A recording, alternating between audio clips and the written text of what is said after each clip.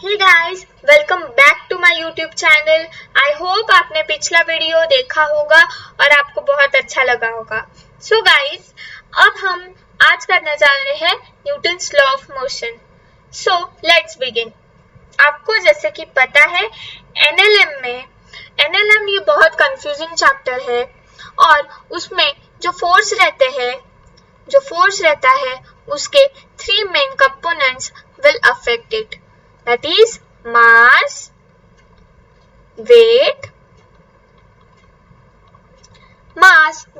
and momentum। आपको पता होगा कि मास कैसे अफेक्ट करता है। मास मतलब tendency of measure of inertia. दीदी हमें इनर्शिया पता है लेकिन कंफ्यूज हो रहा है।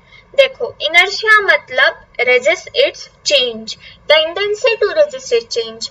मतलब सपोज मान के चलो मैं रेस्ट में हूँ तो मैं रेस्ट में ही रहना चाहूंगी अनलेस एंड अनटिल मुझे फोर्स अप्लाई किया तो फिर मैं पोजीशन चेंज करूंगी, लेकिन मुझे रेस्ट में ही अच्छा लगेगा रहना। जो जिस पोजीशन में है उस पोजीशन में लोगों को रहना अच्छा लगता है जब तक उन पे फोर्स अप्लाई नहीं होता तब तक। सो गाइस, आपको जैसे पता होगा कि इनर्शिया का मतलब मैंने समझा दिया। अब आप ये मान के चलो एक एलिफेंट है। एक एलिफेंट मतलब रेस्ट पे ही है और हमें उसको मूव कराना है, मतलब उसको मोशन में लाना है। हम लोग उसको मोशन में कैसे ला सकते हैं? क्योंकि एलिफेंट का मास हमसे तो ऑब्वियसली ज्यादा है और इसलिए एलिफेंट की पोजीशन भी चेंज नहीं होगी, वो एज अ रेस्ट में ही रहेगा।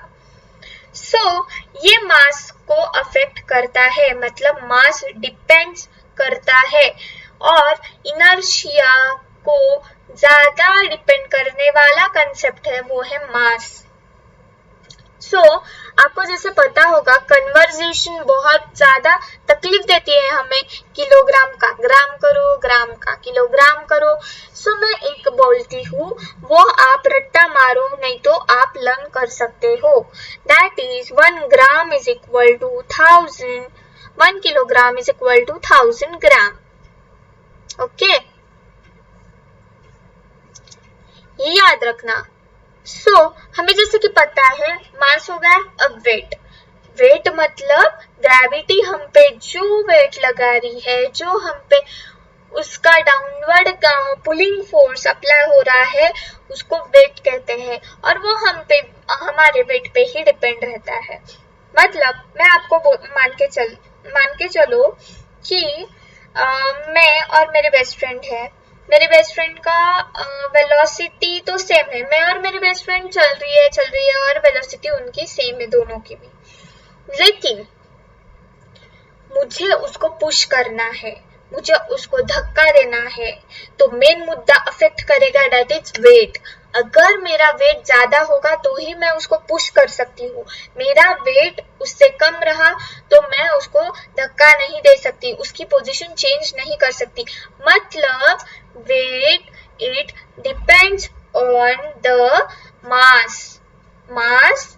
ओके, वेट मास पे भी डिपेंड करता है। वेलोसिटी भी सेम रही तो कुछ फर्क नहीं पड़ता, लेकिन मास सेम होना चाहिए, नहीं तो मास तो ऑब्वियसली डिफरेंट ही होगा, तो फिर कुछ फर्क नहीं पड़ता अगर वेलोसिटी सेम रही तो। सो हमें एक फॉर्मूला इधर से मिलता है, W is equal to mass into acceleration due to gravity. मतलब ग्रेविटी का जो एक्सेलरेशन है वो डाउनवर्ड पुलिंग कर रहा है और हमें अफेक्ट कर रहा है और हमें फोर्स अप्लाई कर रहा है। आपको यहाँ पे से एक यूनिट मिलता है मास का, kilogram, obviously acceleration due to gravity का मीटर पर सेकेंड। दीदी वेट का न्यूटन हो गया, किलोग्राम मीटर पर सेकेंड मतलब। दीदी फोर्स का भी न्यूटन है। हाँ, फोर्स का भी न्यूटन है, F is equal to newton, मतलब फोर्स का भी यूनिट न्यूटन ही है, दोनों का भी यूनिट सेम है। तो आपको कभी भी कंफ्यूजन रहा तो वेट का फॉर्मूला और फोर्स का फॉर्मूला बेसिकली तो सेम है, लेकिन एक्सेलरेशन और acceleration due to gravity G और A में फर्क पड़ता है। हम दिया momentum. What is momentum? Change in mass and change in velocity. Momentum को हम लोग डिनोट करते हैं P से. P is equal to m into V. दीदी हम आपने तो मास का ये बोल दिया कंजर्वेशन. वेट का, हाँ ठीक है. वेट का क्या रहता है? 1 किलोग्राम मीटर पर second square is equal to 10 to the power 5 gram metre पर सेंटीमीटर पर सेकेंड स्क्वायर. वैसे ही P is equal to m into v. मतलब change in velocity और change in mass gives you momentum. Then the momentum kilogram meter per second. 1 kilogram meter per second is equal to 10 to the power 5 gram centimeter per second. समझा? Okay, आगे बढ़े. ये chapter किस मुद्दे का है? Chapter है Newton first law, second law, third law, conservation of momentum. तो हम लोग अब आगे बढ़ते हैं फर्स्ट लॉ की तरफ. फर्स्ट लॉ आपको पता होगा, लेकिन मैं आपको एक कंसेप्ट क्लियर कराती हूँ. What is the first law of Newton? मतलब न्यूटन का फर्स्ट लॉ क्या देता है? Tendency of undisturbed object to stay at rest और on it in its uniform motion unless and until the unbalanced force apply on it. समझ गए हो? समझा? दीदी बहुत कंफ्यूजन है, रुको बोलती हूँ. न्यूटन्स फर्स्ट लॉ क्या कहता है? अगर मैं रेस्ट में हूँ, इनर्शिया फॉलो करता है. मैंने इनर्शिया आपको बोला ना कि रेस्ट में होगा तो रेस्ट में ही रहना चाहेगा, मोशन में होगा तो मोशन में ही रहना चाहेगा. अब न्यूटन फर्स्ट लॉ क्या कहता है कि the tendency of undisturbed object to stay at rest और in its uniform motion unless and until the unbalanced force. मतलब अगर मैं रेस्ट में हूँ और रेस्ट में रहना चाहती हूँ तो मैं रेस्ट में ही रहूंगी जब तक मुझे अनबैलेंस्ड फोर्स अप्लाई नहीं होता. अगर मुझे पीछे से कोई फोर्स लगा रहा है तो ऑब्वियसली मेरी पोजीशन चेंज होगी क्योंकि मेरे को फोर्स अप्लाई हो रहा है. Are you getting it? So guys, क्या होता है ना न्यूटन्स फर्स्ट लॉ में, मैं आपको एक एग्जांपल देती हूँ. मुझे कोई तो भी पुश कर रहा है, उससे अच्छा एक बात मान के चलो. What is the unbalanced force? Unbalanced force पे सबको कंफ्यूजन होता है. अनबैलेंस्ड फोर्स मतलब क्या? अनबैलेंस्ड फोर्स मतलब गाइस देखो, एक car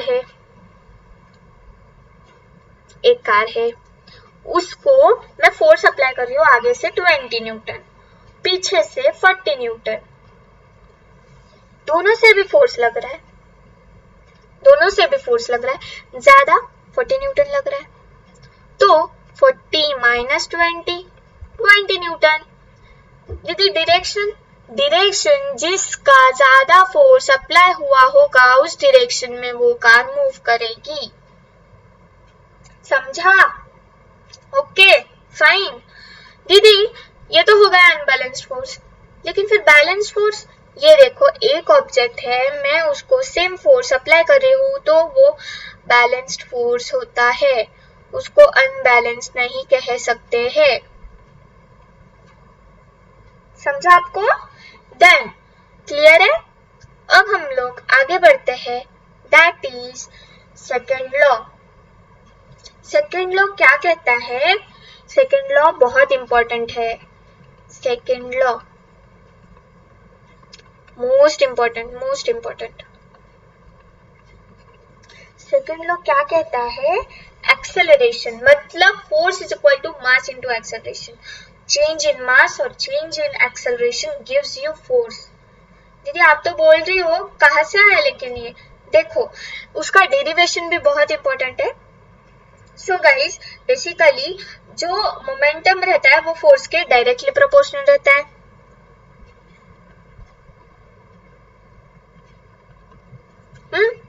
okay. Then when we ये देखो, एक मान के चलो अगर एक बैट्समैन है, बैट्समैन ने पहली बॉल 20 न्यूटन से फोर्स लगाया, बैट्समैन ने बॉल 1 पे 20 न्यूटन फोर्स लगाया, बॉल 2 पे 40 न्यूटन फोर्स लगाया, तो P final minus P initial upon time, change in momentum divided by per unit time gives you force, is directly proportional to force. Gives you force? No, it is directly proportional to force. So आपको जैसे पता है P2 is equal to M into V2, P1 is equal to M into V1. So हमें इस बात से एक पता चलता है P mv2 minus mv1 upon T. M को कॉमन ले सकते हैं, V2 minus V1 upon T. दीदी ये तो एक्सेलरेशन आया, change in velocity per unit time gives you the acceleration. So mass into acceleration gives you force because the momentum is directly proportional to the force. ये बात पता चल गई है. F is equal to ma. लिख के लो, बहुत important है, बहुत प्रॉब्लम सॉल्व करने आते हैं. थर्ड इक्वेशन, फर्स्ट इक्वेशन और ये वाली सेकेंड इक्वेशन इंपॉर्टेंट है, लिख के लो. हो गया second law done done done done done. Third law पे आते हैं. न्यूटन का थर्ड लॉ बहुत इजी है, हम तो हर रोज रिफ्लेक्स एक्शन देते. Reflex action means every action, it states that every action there is equal and the opposite reaction. अगर मैंने मेरे भाई को मारा, वह मुझे 2 खींच के देगा, क्योंकि मैंने उसको एक्शन दी, उसने मेरे को अपोजिट रिएक्शन दी. ये तो हर रोज ही होता होगा आपके घर में, जैसे कि मेरे घर में होता है, मैंने भैया को मारा, भैया ने मेरे को 2 खींच के दिए. This is the third law. ये देखो, ये थर्ड लॉ बाहर है, लेकिन मैं आपको एक बहुत अच्छे से एग्जांपल देती हूँ न्यूटन थर्ड लॉ का. थर्ड लॉ स्टेटमेंट लिख के लो, इंपॉर्टेंट है. Every action there is equal and opposite reaction.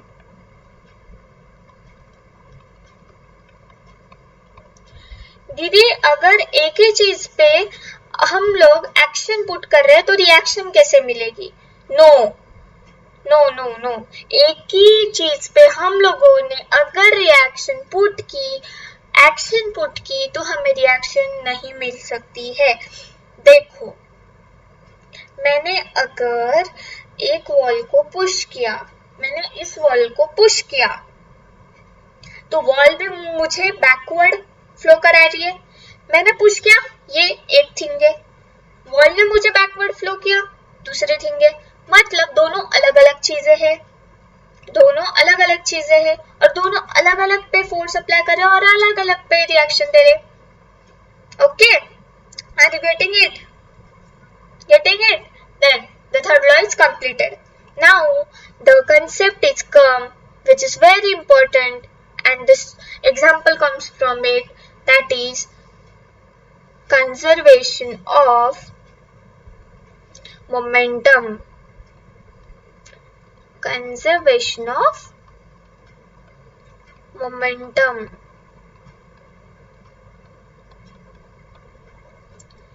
Conservation of momentum क्या कहता है?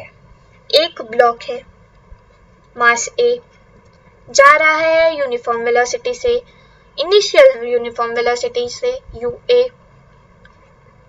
मास B UB. After collision MA, velocity change हो गई, VA MB VB. Conservation of momentum states that the total final momentum is equal to the initial momentum. It means, देखो यहाँ पे आपको confusion नहीं होना चाहिए, बिकॉज ये वेलोसिटी चेंज हो रही है तो आपको लग रहा होगा कि कंजर्व कैसे रहेंगे. We are talking about total momentum. We are not talking about specifically the momentum. We are talking about this whole kind of momentum. Okay. So we are getting the point is the MAUA plus MBUB is equal to MAVA plus MBVB. It means that the final initial momentum is equal to final initial momentum. Initial momentum is equal to